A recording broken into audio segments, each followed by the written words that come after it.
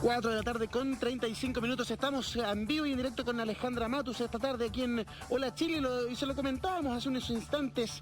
Los súper ricos chilenos subieron sus fortunas más de un 70%. Queremos la opinión, el análisis de Alejandra Matus esta tarde a la vuelta de la nota. Vea.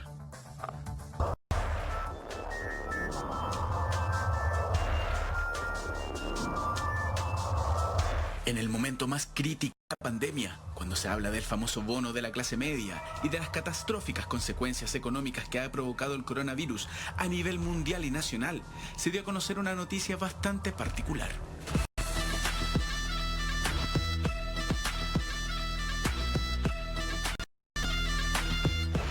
Recientemente hemos conocido la noticia de que el patrimonio, según el ranking Forbes, de súper ricos en Chile, ha crecido entre marzo del 2020, que fue el momento de mayor deterioro de la economía a nivel mundial y de las finanzas, y marzo del 2021.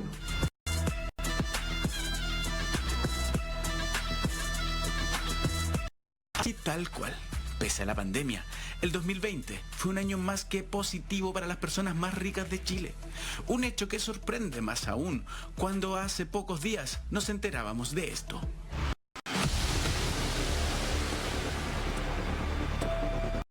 Por un lado, el Banco Mundial nos recuerda que 2,3 millones de personas que son parte de la clase media pasan vulnerabilidad estando al borde de caer en la pobreza. Es más, la relación con la pérdida de empleo es determinante en la vulnerabilidad que pueden tener las familias cuando un miembro de estas pierde el trabajo. Pero vamos por parte.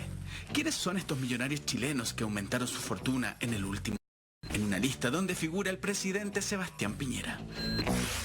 En primer lugar, aparece Iris Fonfona y la familia Luksic con un patrimonio de 23.300 millones de dólares, dando un salto de 12.500 millones más con respecto a la medición pasada.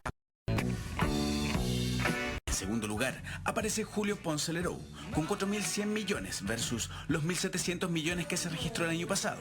El empresario tiene como principal activo la participación que tiene en Sokimich, una de las acciones de mejor rendimiento en la bolsa ante el buen panorama del litio.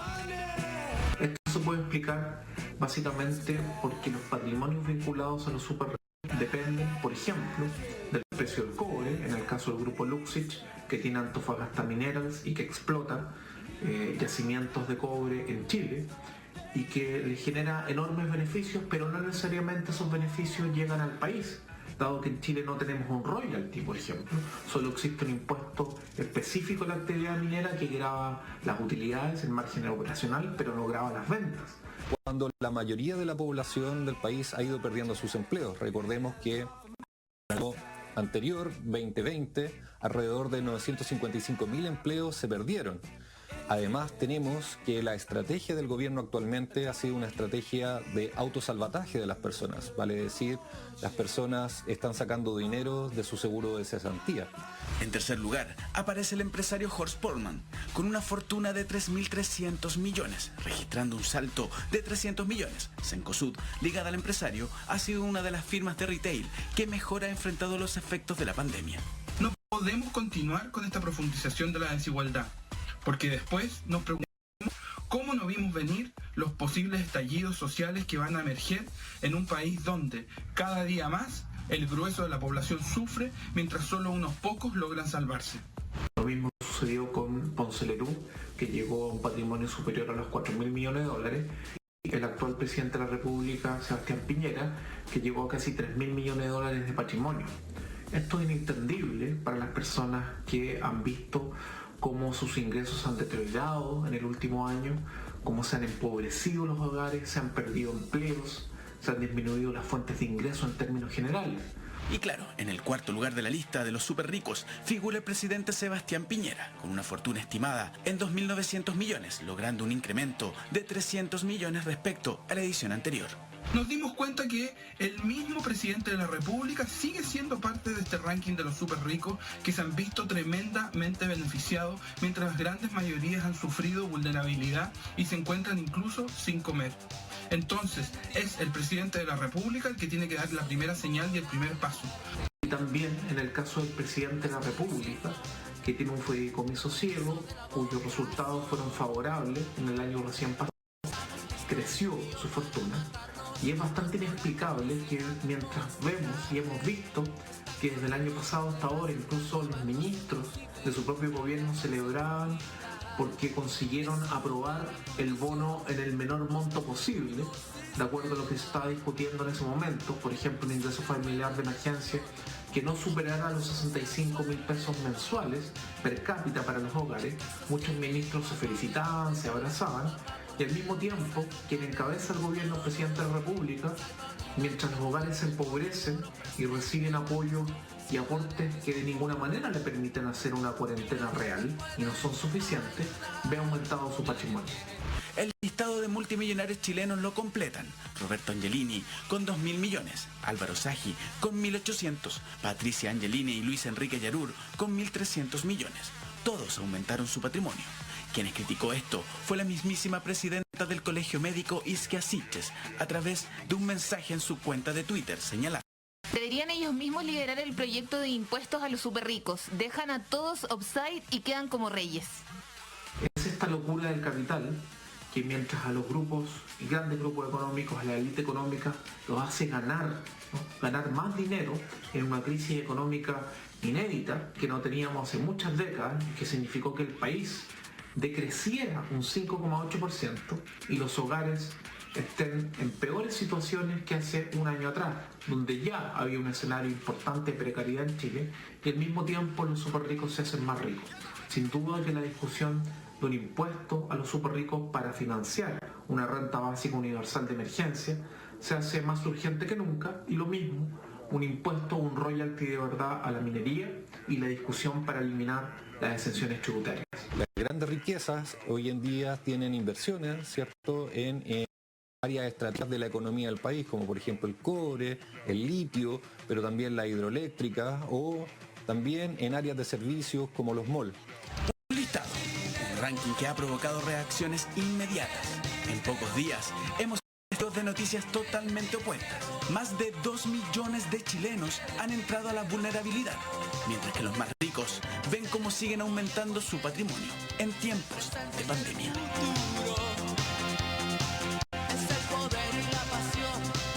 Cuesta digerir esta cifra y cuesta tratar de mientras 2,3%, o sea, 2,3 millones de chilenos pasaron de ser clase media a ser vulnerables a partir de todo lo que ha sucedido el último año con la pandemia. Hayan otros quienes hayan triplicado sus fortunas, como el caso de Ponce Lerur, de 1.700 más de 4.000 millones de dólares. Es increíble, es una bofetada a la realidad para muchos chilenos. Alejandra, me gustaría escucharte en este análisis esta tarde. Bueno, esto tiene directa relación con lo que hablábamos hace un momento. Claro. Una estructura política que le da el poder político de tomar decisiones sobre nuestros bienes colectivos a una minoría. Es esa misma minoría la que está ligada a estos grandes grupos económicos. Pongamos el caso del cobre. El cobre fue nacionalizado en Chile en un proceso continuo que empezó con Eduardo Frei Montalva y terminó con Salvador Allende. Se nacionalizó por votación unánime en el Congreso. Todos los partidos, digamos, esto no fue un proyecto de izquierda, es uno de los casos en que Chile se ha puesto completamente de acuerdo en nacionalizar el cobre, y ni siquiera en dictadura se atrevieron, digamos, los militares a privatizarlo, aunque había algunos creativos que querían privatizarlo.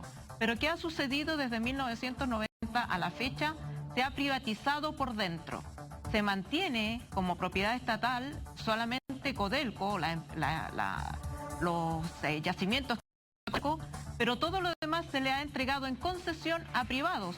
¿Qué aporta el privado a la explotación del cobre? Casi nada, porque ni siquiera el cobre se procesa en Chile. Sacan la piedra desnuda y se la llevan y la procesan en otros países, generando valor agregado, trabajo, riqueza en otros lados, y el suelo, sacan del suelo el material, se lo embarcan, se lo llevan y no dejan nada, no dejan royalty, no dejan trabajo, no dejan futuro tampoco, porque el cobre, como otros minerales, no se renuevan, una vez que lo saca ya no se renueva. Eso se llama política, eso se llaman decisiones políticas. Alguien decidió que eso fuera posible. Y entonces el empresario no paga por el costo del daño al medio ambiente, no tiene que hacerse cargo del trabajo de las personas, contratan muy pocas personas en comparación con lo que contratan, por ejemplo, las pymes y las mini pymes, que dan el 80% del trabajo en Chile y no tienen ninguna facilidad.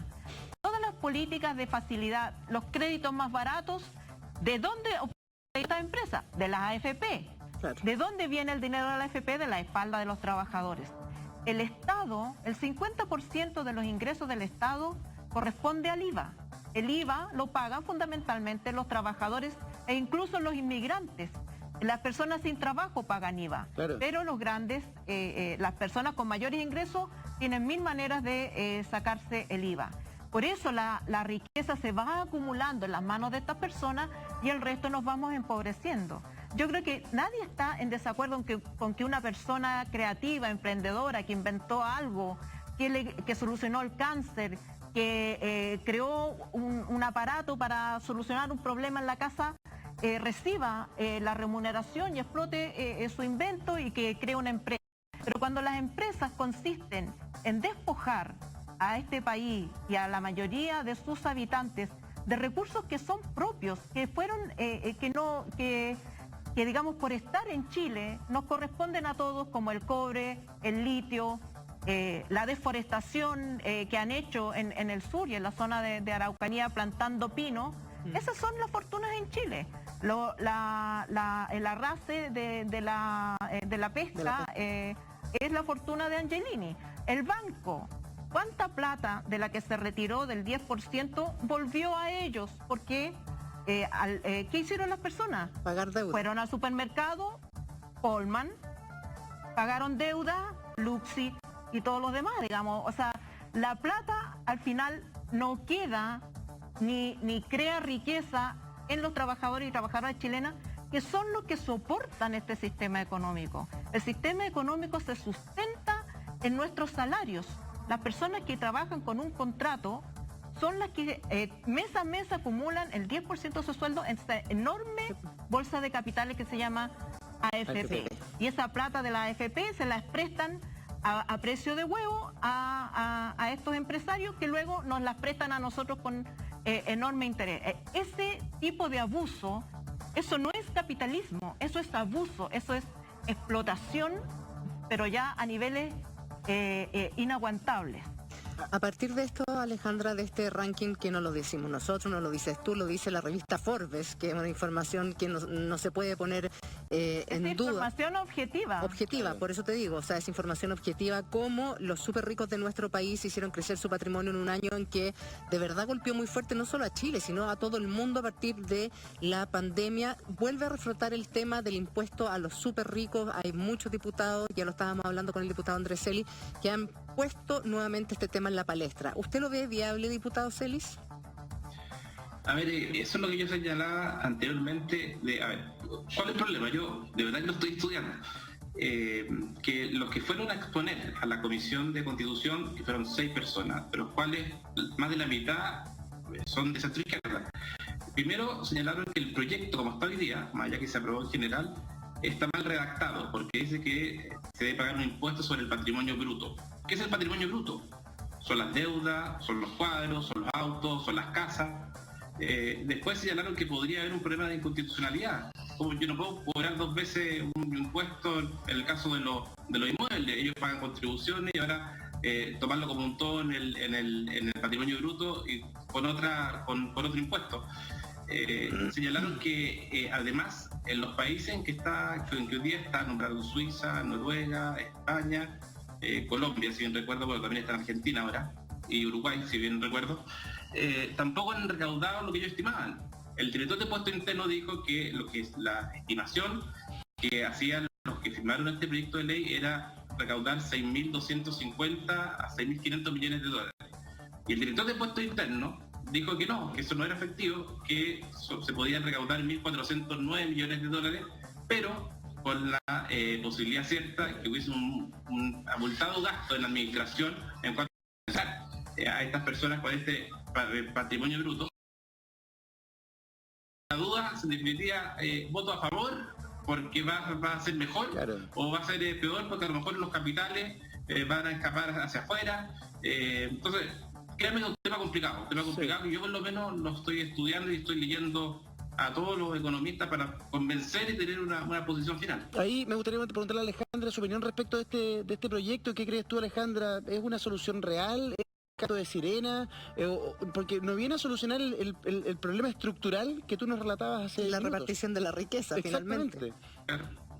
Claro, yo creo que independientemente de este proyecto u otro que puede ocasionar mejoras circunstanciales, lo más importante es el cambio de estructuras políticas en Chile, que las mayorías estén representadas en los centros de decisión, como corresponde a una democracia, que las decisiones dejen de ser tomadas por una minoría millonaria que obviamente que va a decidir en favor de sus intereses.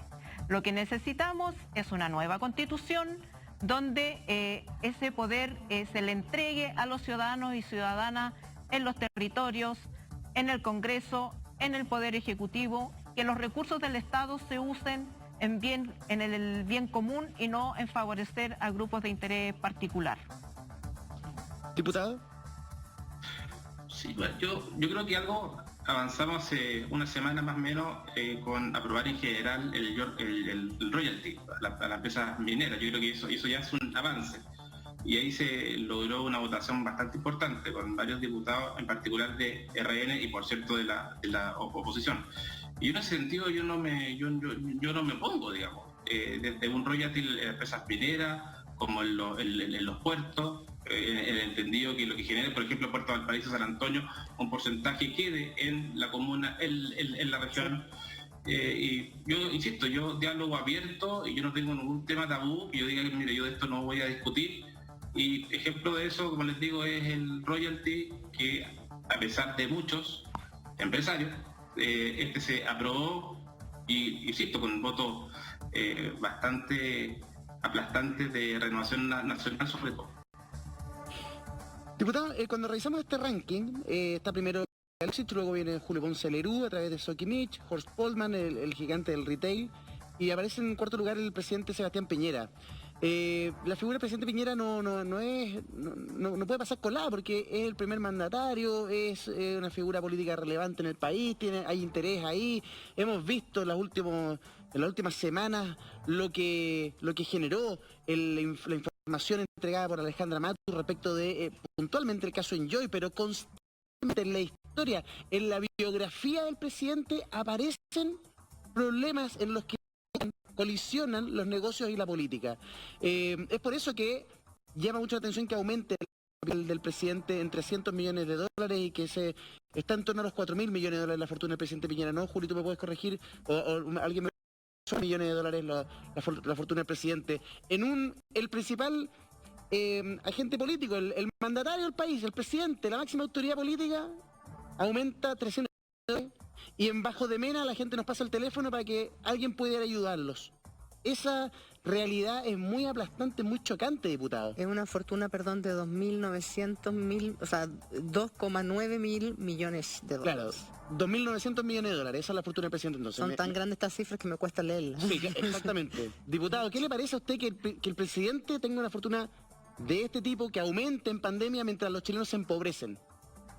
Yo encuentro que cuando, en este caso, un presidente tiene esa cantidad de 2.900 millones de dólares, nos llama a modificar las normas sobre el fideicomiso, fideicomiso, entre comillas, ciego, en cuanto a que no pueden ser fondos de administración chilenos de nuestro país quienes manejen el patrimonio del presidente de la República, y debiéramos exigirle que aquellas autoridades elegidas que asuman y que tengan un patrimonio de un monto determinado, que sean administraciones de fondos externas del extranjero. Porque los fondos de administración que manejan los dineros del presidente Piñera, los que la conforman, son todos conocidos. Son todos conocidos, y además entra a la duda razonable que, no sé, que el 29 de enero del 2020 justo se le da una prórroga a Enjoy, y si no prórroga se le tenían que hacer cumplir toda su obligación en Enjoy, y Enjoy en ese entonces tenía una deuda de 456 millones de pesos, de dólares, que de pesos sería fantástico para ellos, de 456 millones de dólares. Entonces, claramente el presidente que firmó ese decreto, y hay dinero del presidente que están manejados por las administraciones de inversión a través del fideicomiso ciego. Entonces, se presta a la duda. Entonces, para evitar cualquier suspicacia, que sea administraciones de fondos de inversión extranjera, pero no chilena, porque se conocen todos. El presidente de la Comisión de Mercado Financiero, tengo entendido que fue profesor no sé si profesor o ayudante del presidente Piñera en la universidad. Entonces, al final, creo que en definitiva urge legislar sobre el fideicomiso ciego y que sea un ente extranjero, para evitar cualquier suspicacia. En ese sentido, Alejandro, ¿qué te parece a ti que ahora la fortuna del presidente ascienda a los 2.900 millones de dólares? Bueno, creo que tenemos que decir que el presidente Piñera fue electo democráticamente. Así es. Y que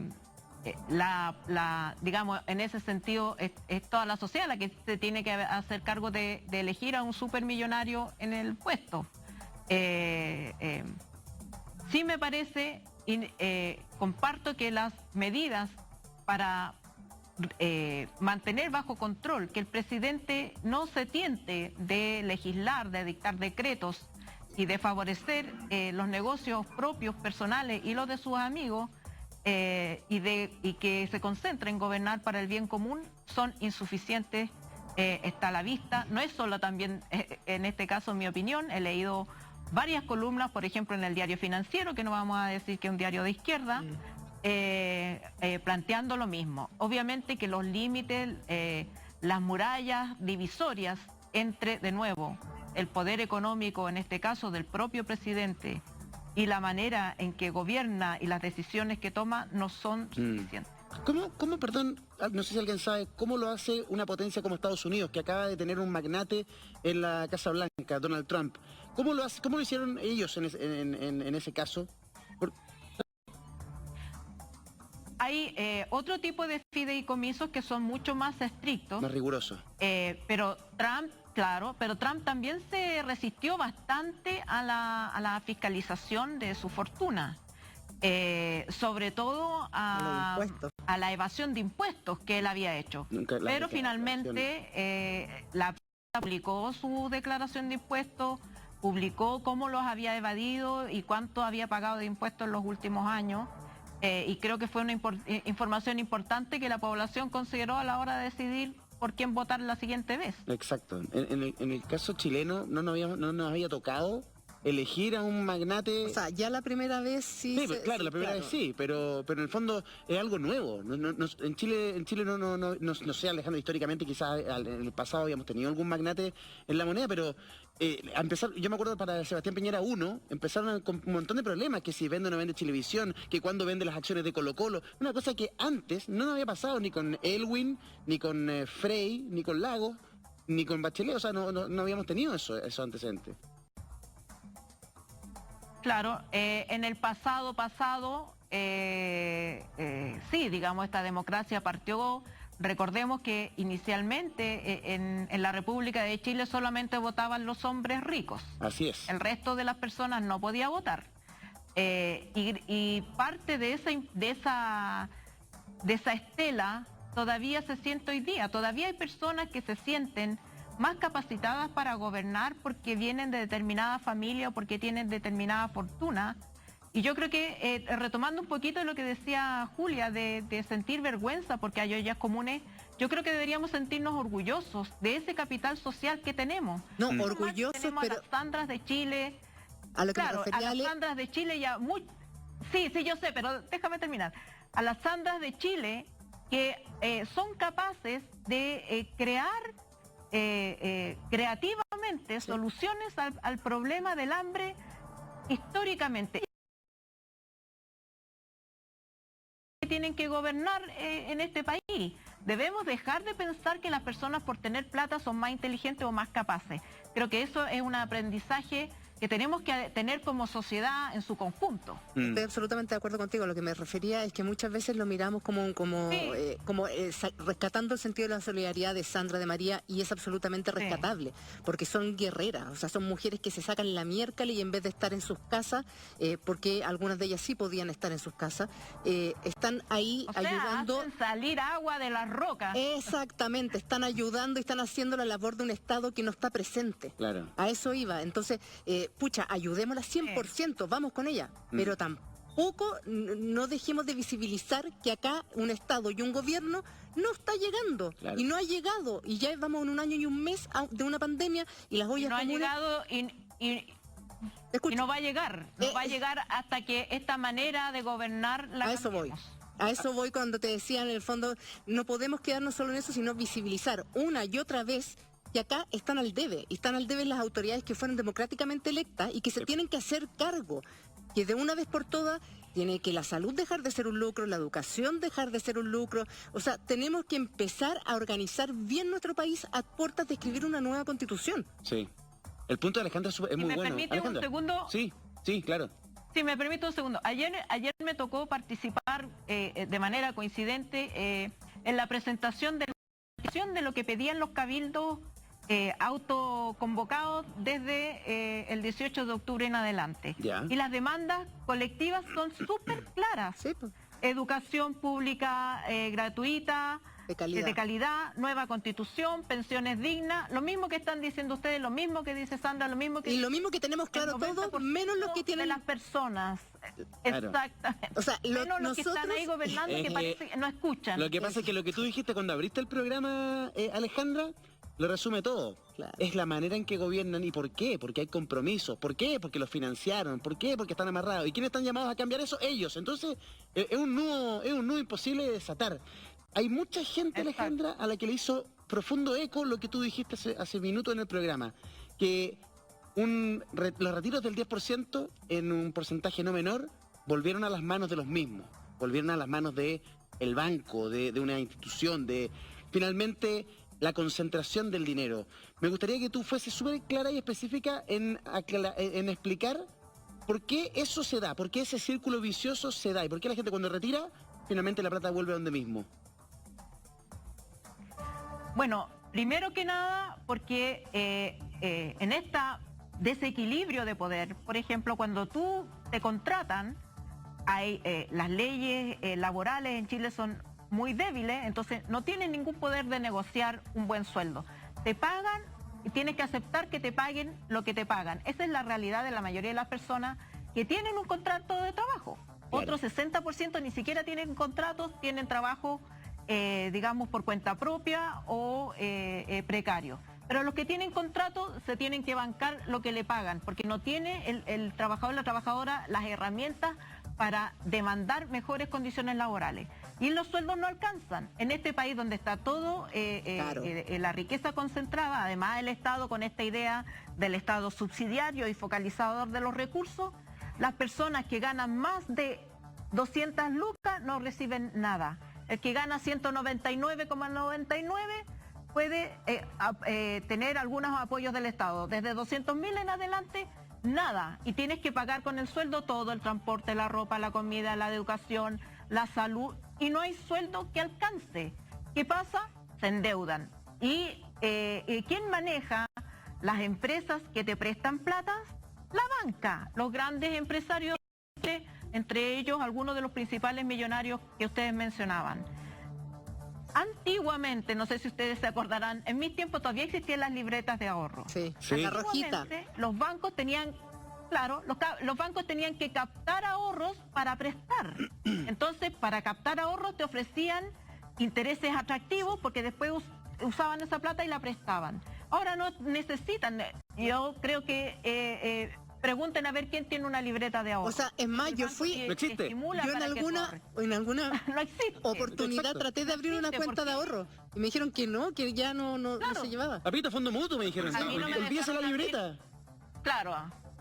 A mí no me dejaron abrir una libreta de ahorro para mi hijo porque solamente los hombres pueden abrir libretas de ahorro para su hijo. Pero bueno, es otro tema.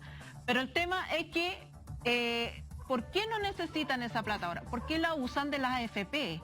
el 10% que cotizamos todos los meses, chilenos y chilenas que trabajamos con un contrato, se convierte, es un fondo enorme de dinero, representa el 80% del PIB. Y esa es la plata que las AFPs, donde de nuevo están en la propiedad, los mismos señores, se la prestan a estas empresas, claro, al Banco de Chile, por ejemplo. Y el Banco de Chile nos presta la plata. El Banco de Chile, como todos los bancos, le va a cobrar un interés más caro a los que ellos consideran de riesgo, créditos poco confiables, de riesgo. ¿Y quiénes son de riesgo? Todos los trabajadores. O sea, los trabajadores que ponen la plata reciben créditos caros. ¿A quién le prestan el crédito barato? A la gran empresa, porque se supone que como es una gran empresa va a pagar. Claro. Entonces, esa gran empresa recibe un crédito muy barato desde las AFP. Entonces, toda esa ganancia que va quedando se va concentrando ahí y las familias que están sobreendeudadas, que nunca terminan de pagar los créditos, que tienen que estar bicicleteando, que tienen que pedir la tarjeta en el supermercado para llegar a fin de mes, pagan todo ese interés. Esto es como los tiempos del feudalismo, de las películas es como las salitreras que te pagaban que venían con moneda. Claro, te pagan con ficha y nunca te alcanza. Eso. Nunca te va a alcanzar, es imposible. Oye, Alejandra, es imposible que alcance, porque no hay nada garantizado, no tienes un piso mínimo garantizado de salud, claro, que nos haga a todos iguales. Alejandra, tú dijiste, perdón, para que quede súper claro, el monto del Producto Interno Bruto del PIB es un 80% lo que ponemos las AFP, ¿cierto? O sea, exactamente. Dejemos y va aumentando todos los meses. Entonces dejemos de repetir esa frase tan cliché de que el cobre es el sueldo de Chile. O sea, el sueldo de Chile lo ponemos todos los trabajadores. Exacto. El sueldo de Chile dejó de ser el cobre porque, tal como les decía yo, el cobre chileno ha quedado reducido a Codelco. Todas las demás empresas que en teoría son concesionarias de Chile, del cobre, en el fondo es una concesión para apropiarse del cobre, es una privatización encubierta. Y más encima no pagan impuestos, no pagan royalty, contaminan, crean zonas de sacrificio y no se hacen cargo de nada, porque en Chile, de nuevo, la política se ha generado para facilitarle. ¿Y cómo les vamos a cerrar el relave porque están contaminando el agua? ¿Cómo les vamos? No, porque eso daña el empleo. Claro. Siempre dicen que daña el empleo, pero las grandes fortunas en Chile generan muy poco empleo. El 80% del empleo lo generan las pequeñas y medianas empresas que están en este minuto con el agua hasta el cogote. Así es. ¿El diputado se le levantaba la mano? Sí, ¿Diputado? Andrés. Sí, hay algo que quería comentar de que los millonarios chilenos, lo de Ponce Lerú me parece de verdad una vergüenza. Recordemos que Ponce Lerú fue condenado por el caso Cascada. Creo que originalmente le habían aplicado una multa de 1.700.000 UF. Después presentó un recurso de casación, si bien recuerdo, ante la Suprema, y se le rebajó a 70.000 UF. Entonces, eso es lo que a uno le causa indignación porque en definitiva el caso de Ponce Lerú, que pudo finalmente, con lo que hizo con las acciones de comprarlas más baratas, el incremento que él tuvo es muchísimo más allá o mucho más superior de lo que finalmente fue la multa. Entonces yo concuerdo que... Y eso pasa todos los días. Eso pasa todos los días. Todos los días las empresas cometen infracciones que les sale más pagar la multa que dejar de hacer lo que hacen. Claro.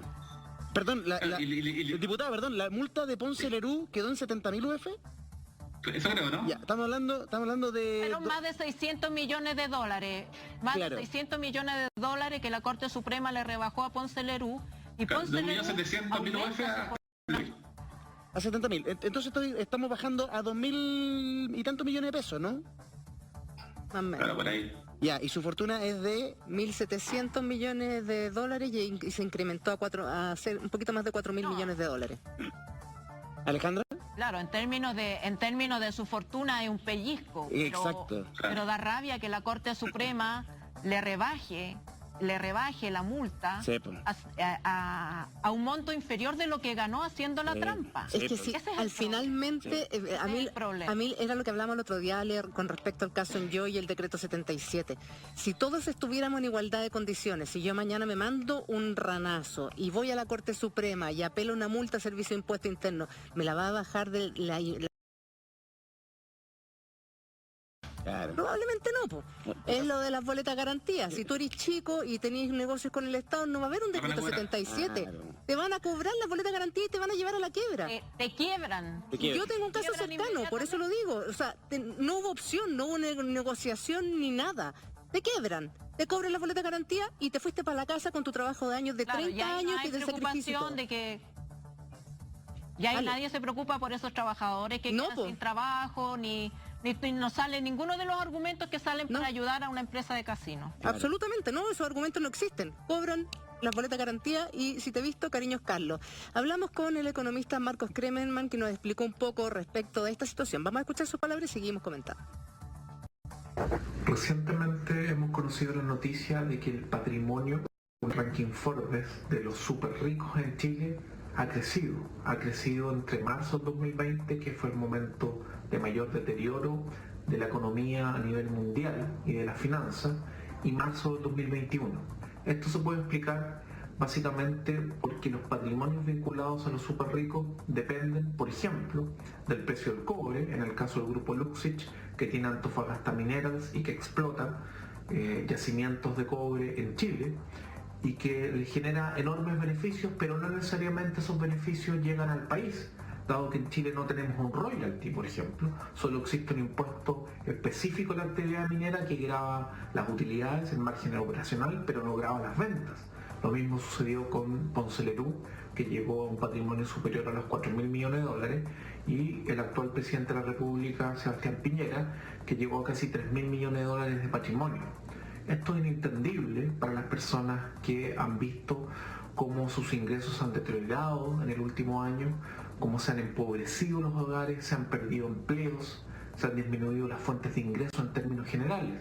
Y también en el caso del presidente de la República, que tiene un fideicomiso ciego, cuyos resultados fueron favorables en el año recién pasado, creció su fortuna, y es bastante inexplicable que mientras vemos y hemos visto que desde el año pasado hasta ahora incluso los ministros de su propio gobierno celebraban porque consiguieron aprobar el bono en el menor monto posible, de acuerdo a lo que se estaba discutiendo en ese momento, por ejemplo un ingreso familiar de emergencia que no superara los 65.000 pesos mensuales per cápita para los hogares. Muchos ministros se felicitaban, se abrazaban, y al mismo tiempo quien encabeza el gobierno, el presidente de la República, mientras los hogares se empobrecen y reciben apoyo y aportes que de ninguna manera le permiten hacer una cuarentena real y no son suficientes, ve aumentado su patrimonio. Es esta locura del capital que mientras a los grupos y grandes grupos económicos, a la élite económica, los hace ganar, ¿no? Ganar más dinero en una crisis económica inédita que no teníamos hace muchas décadas, que significó que el país decreciera un 5,8% y los hogares estén en peores situaciones que hace un año atrás, donde ya había un escenario importante de precariedad en Chile, y al mismo tiempo los super ricos se hacen más ricos. Sin duda que la discusión de un impuesto a los super ricos para financiar una renta básica universal de emergencia se hace más urgente que nunca, y lo mismo, un impuesto, un royalty de verdad a la minería y la discusión para eliminar las exenciones tributarias. Ahí teníamos al economista de la Fundación Sol, Marco Kremerman, que ha estado varias veces con nosotros en el programa, que nos hace una descripción respecto de cómo han aumentado las principales fortunas. Las que más aumentan, claro, están ligadas a la minería, y como Alejandra nos decía, la minería, en Chile tenemos una especie de cultura de la explotación de los recursos naturales, siendo la minería privada principalmente la que más gana, la que más lucra. Podemos hablar de la familia Luxich, pero también podemos hablar de Julio Ponce Lerú y además de cómo se hace de Soquimich, el ex yerno de Pinochet. Sí, eso es una realidad, Alejandra. Claro, yo creo que Soquimich y la fortuna de Ponce Lerú son como el niño símbolo Sí. de este despojo del que hablamos, ¿no? Exacto. Porque Soquimich inicialmente era una empresa estatal era una empresa del Estado. Cuando Ponce Lerú aún era yerno de Pinochet y se privatizó Soquimich, quedó en manos de Ponce Lerú. En los 90, ya separado de María Verónica Pinochet, Ponce Lerú descubre que es mucho más eficiente para él ampliar su registro de conexiones políticas y financia socialista a la UDI. Y tiene, digamos, amigos en todas partes. Estos amigos en todas partes son los que le han permitido una y otra vez evitar que se adopten políticas públicas, por ejemplo, respecto de la nacionalización del litio, que fue un proyecto que se planteó en algún momento, porque el litio tiene que ser explotado por el señor Ponce Lerú, ¿por qué no esa riqueza vuelve a manos de todos los chilenos? Este proyecto ni siquiera, digamos, alcanzó a flotar, porque obviamente que Ponce Lerú tiene un escudo bastante amplio de protección política y de botones que él puede tocar para evitar tanto ir a la cárcel en el caso de los juicios que enfrentó, esta rebaja de la multa, los partidos, todo eso se llama influencia de poder. Es así. Bueno, una persona, tal como tú decías, común y corriente, acusada, le voy a poner el caso de un joven de Ovalle. Ya. Este joven de Ovalle, en el marco de las protestas, lo acusaron de hacer una barricada en una caseta de la autopista. Él dice que solo llevó los neumáticos, no importa, pero supongamos que es culpable. Se evaluó el costo de la caseta en, no sé si 10 o 20 millones de pesos. El papá se consiguió la plata, el papá, digamos, de escasos recursos, hicieron una vaca, hicieron actividades, se consiguieron la plata, toda la familia, para ir a pagar los 20 millones de pesos que costaba la caseta y pudieran liberar a este joven de 23 años, estudiante sin antecedentes penales. ¿Qué pasó? La autopista dijo, no, sabe que ya no necesito su plata porque pagó el seguro. Bueno, entonces realmente no hubo daño ni al patrimonio de la autopista, no hubo daño a personas, no hubo daño al erario nacional, no hubo daño a los recursos del Estado, no hubo daño a nadie, y ese joven hasta hace pocos días todavía estaba preso en prisión preventiva, sin siquiera un juicio para ver su responsabilidad en ese caso. En cambio, Ponce Lerú, con el caso Cascadas, ¿por qué es importante el caso Cascadas? No solo porque daña la confianza en el mercado, sino que porque priva al Estado de importantes recursos e impuestos. Dañó a las AFP, que son donde tenemos la plata todos nosotros. Dinero para las pensiones. Ese daño, que es infinitamente mayor, no recibe ni siquiera un coscorrón en términos de multa que pagó, es un chiste. El vuelto chiste. Es que ahí es cuando nosotros, no pasó un día en la cárcel. Es que ahí es cuando nosotros decimos, si todos corriéramos con la misma suerte, está bien. Claro. O sea, si a todos hubiéramos... La pareja nos dura. Eso es lo que uno finalmente pide nomás, que todos tengamos las mismas posibilidades y las mismas opciones, nada más que eso. No porque tú tengas contactos en el mundo político o porque hayas financiado ciertas campañas, tengas ciertos privilegios en favor que no todos los ciudadanos tienen efectivamente. Al revés, a mí me parece a mí que una persona que abusa de sus contactos, de sus privilegios, para cometer delito, debiera tener una sanción todavía mucho mayor. Ejemplificadora. Mucho mayor. Totalmente. Debiera, claro. De hecho, Ignacio Briones, ex ministro de Hacienda, así lo reconoció tiempo después de haber salido del Ministerio de Hacienda, diciendo que probablemente en otro país como Estados Unidos, Ponce Lerú habría tenido una mente distinta a la que ocurrió en nuestro país. Vamos a seguir conversando con Alejandra Matus, vamos a seguir conversando con el diputado Andrés Celis, pero ahora los quiero invitar y contarles que hoy día se pueden ganar 100.000 pesos con nosotros al final del programa. ¿Cómo? Ponga atención. La gente sabe que jugando en Lola Millones se puede llevar 10 millones de pesos, pero mientras juegan durante Lola Chile, pueden llevar 100 luquitas que vamos a decir al final del programa. ¿Cómo jugar? Pones tu root, pones tu contraseña, si no estás inscrito, ¿qué haces? Aquí, si aún no estás inscrito, ingresa aquí. Pinchas, pones tus datos que se van a desplegar ahora.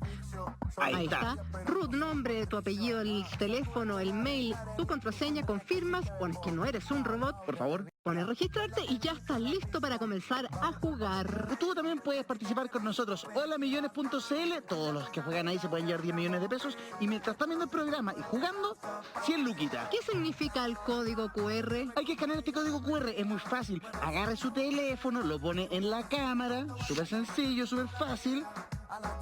Ahí está. Y va a mandar directo a holamillones.cl. Qué cosa más sencilla. No hay excusas para jugar con nosotros en holamillones.cl y recuerda, 100.000 pesos pueden ser tuyos al estar jugando en Hola Millones mientras está nuestro programa Hola Chile al aire. Al final del Hola Chile te damos a conocer quién es la flamante ganadora o el ganador. Quédate en casa y gánate un billetito con nosotros. A disfrutar. Cuando vuelves a sonreír, Implanet también lo hace. En Clínicas Implanet deja tu sonrisa en manos de los líderes dentales, con más de 36 años de experiencia en implantología y odontología general. Recuerda llevar tu permiso temporal si tu comuna está en cuarentena para tu continuidad de tratamiento, urgencias dentales y otras consultas. Puedes llamar al 22 590909 y agendar tu hora. Todas las sucursales con tecnología de punta para poder dar la mejor atención a sus pacientes a lo largo de todo el país. Están respetando los protocolos sanitarios del Ministerio de Salud para poder asistir con tranquilidad y responsabilidad.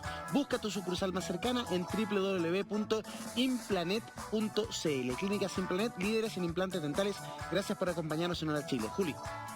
Gracias, querido Edu, y vamos a hablar de la medida que ha causado cierta polémica que tiene relación a quienes regresan del extranjero a nuestro país, que son enviados desde el aeropuerto a un hotel transitorio. Ayer se conoció una denuncia de que hotel transitorio ya no habían, entonces los estaban despachando directamente hasta sus casas. Alejandra Matus está en nuestro país, nos va a contar qué pasó con ella cuando regresó, pero a la vuelta de la pausa comercial. ¿Estás listo para comenzar este año con tu nueva casa? Casas Chile